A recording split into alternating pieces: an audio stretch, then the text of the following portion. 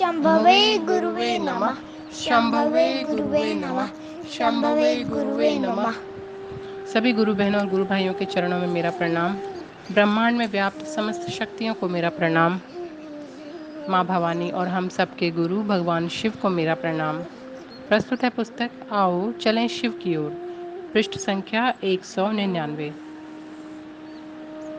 आज से 4 वर्ष पूर्व रांची में लगभग 400 शिव शिष्य और शिष्याओं को संबोधित कर रहा था। थोड़ी देर संबोधन के उपरांत मैंने उपस्थित लोगों से पूछा कि किसी को कोई जिज्ञासा करनी है। किसी ने कोई प्रत्युत्तर नहीं दिया। मैं वहां से चलने को उठा ही था कि अचानक एक मर्मभेदी वाक्य मेरे मन में कौंधा और मैंने कहा, मुझे कुछ कहना है। मैंने कहा, आओ चलें शिव की ओर, और मेरे कदम बाहर की सीढ़ियों की तरफ उन्मुख हो गए। यह मेरा कथन नहीं था, अपितु सुदूर वन प्रांतरों से आती हुई एक आवाज थी, एक दर्द था, एक मधुर आवाहन था। प्रस्तुत पुस्तक का नाम भी यही है, आओ चलें शिव की ओर। यह एक आध्यात्मिक आवाहन है। सृष्टि के शून्याकाश से आती हुई मध्यम मधुर ध्वनि तरंगे हैं।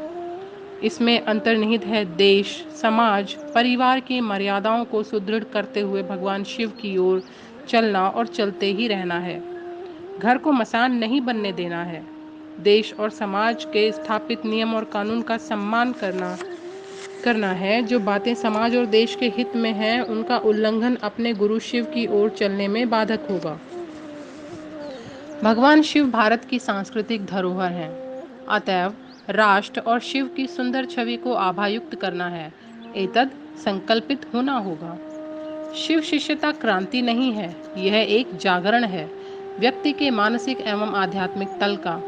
शिव की शिष्यता में किसी भी शिव शिष्य या शिष्या को स्वयं गुरु बनने का अधिकार नहीं है और न शिव गुरु के अधिकार क्षेत्र में प्रवेश करने का। शिव शिष्यों को शिष्यता की राह पर चलना है और यही मार्ग होगा भगवान शिव की ओर चलने का। अपनों से अपनी बात कहूँ तो मैं एक रहस्य उद्घाटन करना चाहूँगा।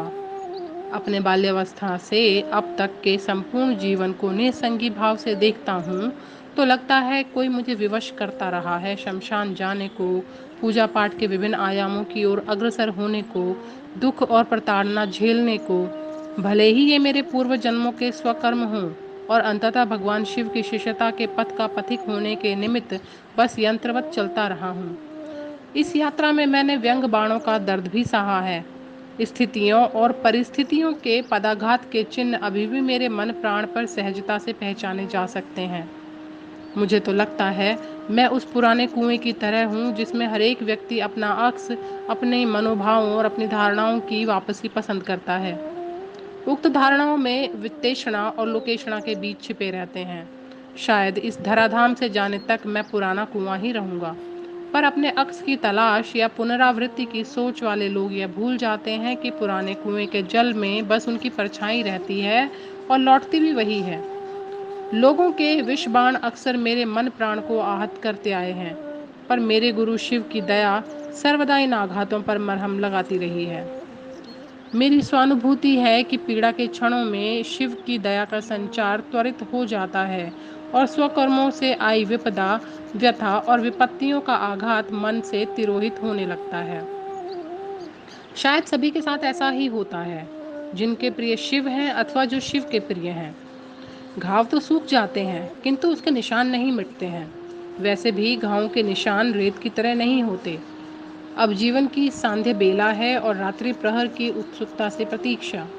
अंधेरे तो घेरते ही रहे हैं और उन्हीं अंधेरों के बीच से मेरे गुरु शिव की दया मुझे अपनी ओर जबरन खींचती रही है। भगवान शिव की शिष्यता में कतिपय शिव शिष्य अपने अपने क्षेत्रों में शिव शिष्यता के केंद्र बिंदु की भूमिका निभा रहे हैं और उनका वर्चस्व परिलक्षित हो जाता है। तो राय यह है कि शिव की शिष्यता की अवधारणा से अलग अपनी ढफली अपना राग गाया करते हैं। पत्नी नीलम के देहावसान के बाद यदाकदा ये बात उठने लगी थी कि दीदी नीलम आनंद से आध्यात्मिक ऊर्जा दूसरे तथा कथित वरिष्ठ शिव शिष्य अथवा शिष्याओं ने आहरित कर ली है। आध्यात्मिक ऊर्जा का संचरण गुरु दया से होता है, जो उनकी दया में अंतर्निहित होता है। कभी कभी गुरु स्वयं आवश्यकता अनुसार अपनी दया की परिधि में अपने शिष्य विशेष पर आध्यात्मिक शक्तियों का संचरण करते हैं। एवं गुरु के ही आदेश से उक्त शिव शिष्य अन्यंत्र इसे आवश्यकता अनुसार प्रदत्त करता है, जिसमें व्यक्ति की पात्रता सांगोपांग देखी जाती है। यह अधिकार क्षेत्र गुरु का है, शिष्यों का नहीं। नीलम आनंद भी एक शिव शिष्या थी। शिव शिष्यता में कोई शिष्य गुरु नहीं है और न ही होंगे। शिव ही एकमात्र गुरु हैं, सर्वकालिक हैं एवं रहेंगे।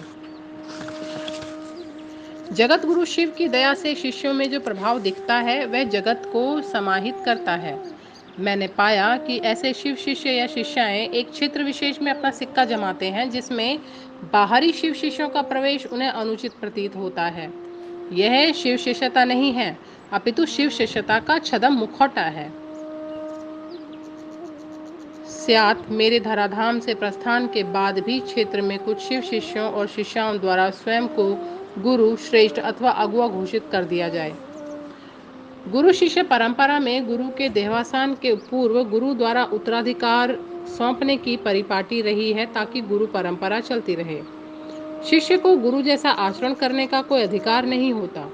यह सर्वदा एवं सर्वथा मान्य होगा कि अगुआ, श्रेष्ठ एवं मार्गदर्शक शिव गुरु ही रहेंगे। शेष सभी शिव शिष्य गुरु भाई और गुरु बहन होंगे। यह भी सुनिश्चित करना होगा कि आपसी सौहार्दता, मधुरता के साथ अनुशासन भी जगत के लिए अनुकरणीय हो। सम्मानजनित व्यवहार अपेक्षित है। स्वतंत्रता का अर्थ स्वच्छंदता नहीं होती। ऐसी स्थिति व्यक्ति, समाज और देश के लिए घातक है। विनयशील व्यक्ति ही जगत में विजयी होता है। कठोर दांतों के बीच कोमल जिह्वा अपने को संभाल कर रखती है। दांत तो टूट जाते हैं पर जिह्वा सुरक्षित रहती है। शिव शिष्यता के 3 सूत्रों में द्वितीय सूत्र में शिव के गुरु स्वरूप से जन जन को अभिज्ञ करना है, लेकिन यह कुछ एक शिव शिष्यों के व्यक्तिगत सम्मान और वरीयता का भी साधन बनता जा रहा है। प्रचंड गर्मी, भीषण ठंड, बाढ़ और महामारी आदि आकस्मिक परिस्थितियों में भी ये लोग सरकारी निर्देशों तथा मेरे आग्रह को ठुकरा देते हैं। शिव चर्चा के माध्यम से क्षेत्रों में अपना वर्चस्व, अपनी स्वार्थ सिद्धि, विभिन्न प्रकार की सामग्रियों सहित धन राशि को एकत्रित करना ही इनका लक्ष्य है। कई कार्यक्रमों में मुझे स्वयं इनका विरोध झेलना पड़ा है, वह भले ही रुद्राक्ष बेचने वालों की भीड़ हो अथवा अन्य सामग्रियों का विक्रय। मैं मात्र रणछोड़ बनकर रह जाता हूँ। आध्यात्मिक आयोजनों में मेले जैसा दृश्य मुझको आपत्तिजनक लगता रहा है, परंतु जनसमूह के समक्ष मैं किम के कर्तव्य मूढ़ हो जाता हूँ। आज के लिए इतना ही। आप सभी गुरु बहनों और गुरु भाइयों के चरणों में मेरा प्रणाम। आप सबको बहुत बहुत धन्यवाद। आप सबका बहुत आभार। जागा जागा महादेव और जागा महादेव, जागा जागा महादेव और जागा महादेव। आदि गुरु महादेव, जगत गुरु महादेव। आदि गुरु महादेव, जगत गुरु महादेव। सदैव के देव मेरे गुरु महादेव, सब देवों के देव मेरे गुरु महादेव। जागा जागा महादेव और जगत महादेव, जागा जागा महादेव और जगत महादेव। शंभुवे गुरुवे नमः, शंभुवे गुरुवे नमः, शंभुवे गुरुवे नमः।